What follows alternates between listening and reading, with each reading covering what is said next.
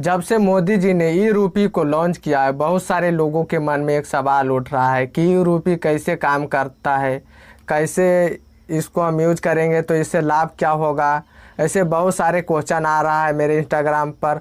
तो चलिए इसी के बारे में आज जानेंगे इस वीडियो में। तो वीडियो को लास्ट तक ज़रूर देखें। अगर हमारे चैनल को अभी तक सब्सक्राइब नहीं किया तो सब्सक्राइब करो यार। तो चलो वीडियो को स्टार्ट करते हैं। तो देखो यार, मोदी जी ने सीधा उनका कहना है कि जितने भी भारत में डिजिटल पेमेंट सेवा है उसको मजबूत बनाना है। तो मजबूत कैसे बनाना है, क्योंकि बहुत सारे घोटाले हो रहे हैं। कभी शिक्षा के क्षेत्र में घोटाले हो रहे हैं, तो कहीं पे डोनेशन के बारे आता है तो वहाँ पे घोटाले हो रहे हैं। मतलब कहने का यही उद्देश्य है कि अगर सरकार चाहती है कि नहीं जनता में पैसा जाए, अगर कोई जनता में पैसा भेजना चाहती है सरकार, तो सही तरीक़ा से पैसा जाता नहीं है। 100 रुपया भेजिए तो जाएगा कितना जनता के पास। सरकार के द्वारा अगर 100 रुपया भेजा गया तो जनता के द्वारा 50 रुपया भी पहुंच गया तो ज़्यादा है।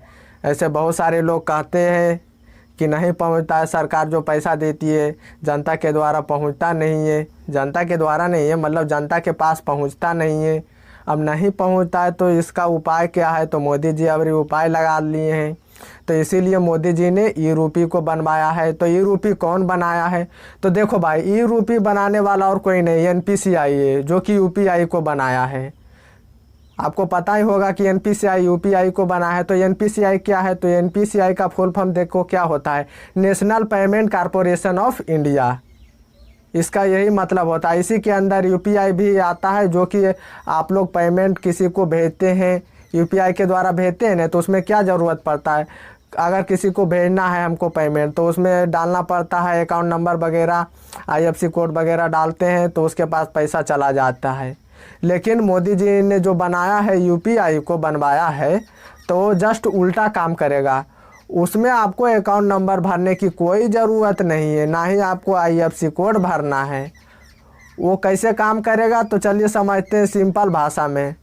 अगर सरकार आपको क्या दे रही है, अगर आप स्टूडेंट हैं तो आपको किताब खरीदने के लिए पैसे दे रही है। अगर आप किसान हैं तो आपको खाद खरीदने के लिए पैसे दे रही है। तो बीच में क्या होता था, पैसे लुटा जाता था, आपको कुछ नहीं मिलता था।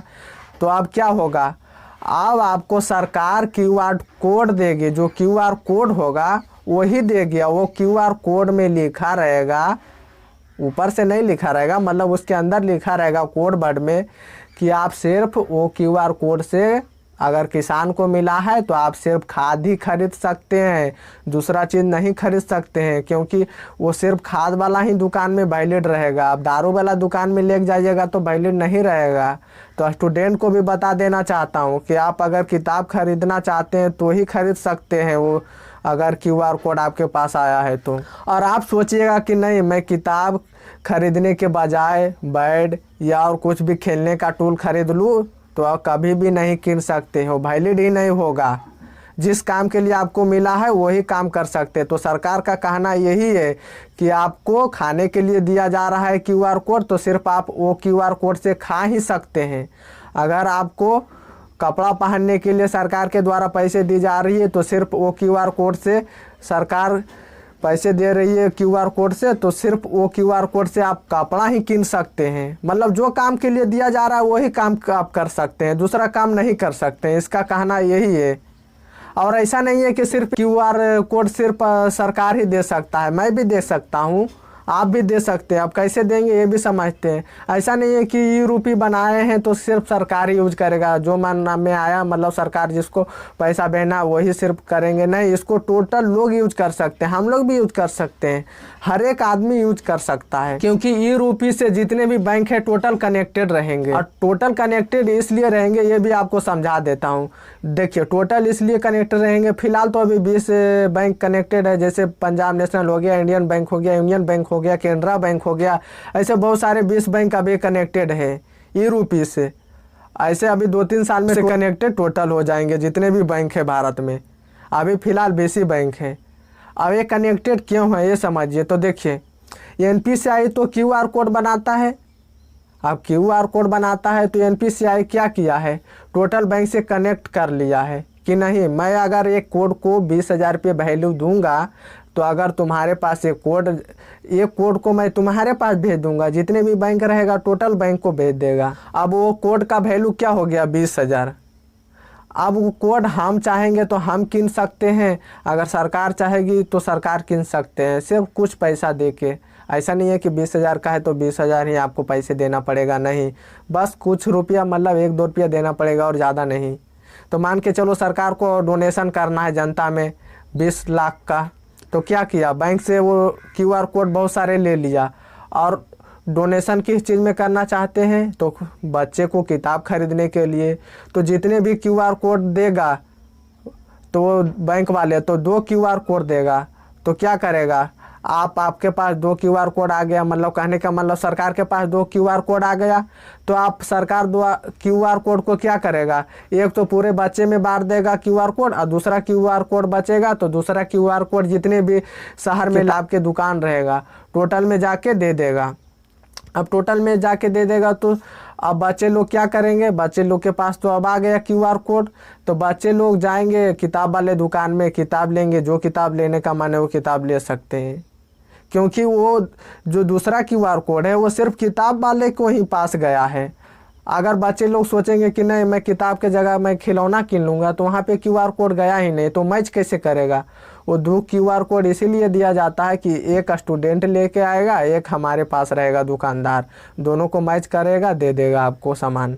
तो बस यही है, अगर आपको भी कहीं पे QR कोड देना है किसी को, अगर किसी दोस्त को देना है आपको QR कोड कि नहीं भाई तुम जाके खाना खा लेना कोई भी होटल में, जैसे मान के चलो कोई होटल ले लो एग्जांपल में, जो बड़ा 5 स्टार होटल है, वो नाम से आप QR कोड लिए हैं, तो अपना दोस्त को एक QR कोड देंगे और एक QR कोड वो होटल में दे देंगे, तो क्या करेगा दोस्त आपका, वो होटल में जाके QR कोड दिखाएगा तो देखेगा नहीं, होटल वाला भी नहीं मेरे पास आया है QR कोड, तो आप क्या, होटल वाला आपको दे देगा रूम। अगर वो QR कोड नहीं देखेगा कि नहीं मेरे पास तो नहीं है, तो नहीं देगा आपको रूम।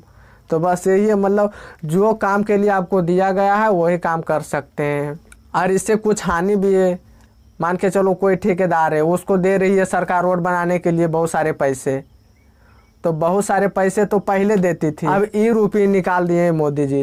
तो चलो ठीक है मोदी जी, आप ई-रूपी निकाल दिए हैं, अब ठेकेदार को आप ई-रूपी के जरिए आप क्या करेंगे, 20 लाख के तो क्या दे देंगे, QR कोड, कि जाओ भाई तुम गिट्टी किन लेना, पूरा रोड में बिछा देना। चलो भाई 20 लाख का तो आप दे दिए QR कोड।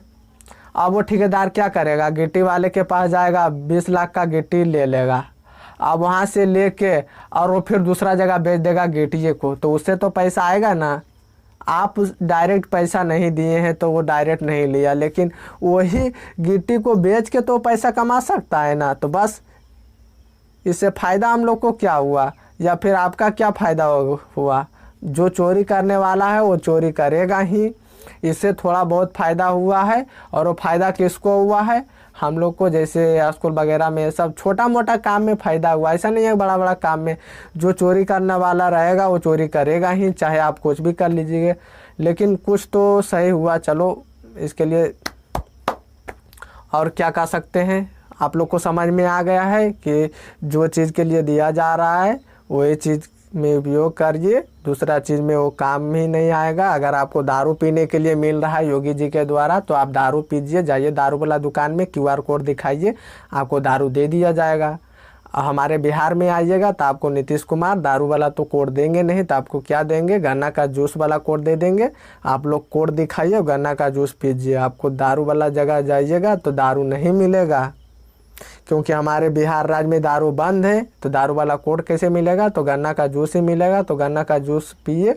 अब सोचेगा कि नहीं मैं गन्ना के जूस के बदले में दारू वाला ठेका पे जाऊंगा, जो ब्लैक से रखते हैं उसको मैं दिखाऊंगा QR कोड, तो वहाँ पे आपको मिलेगा ही नहीं।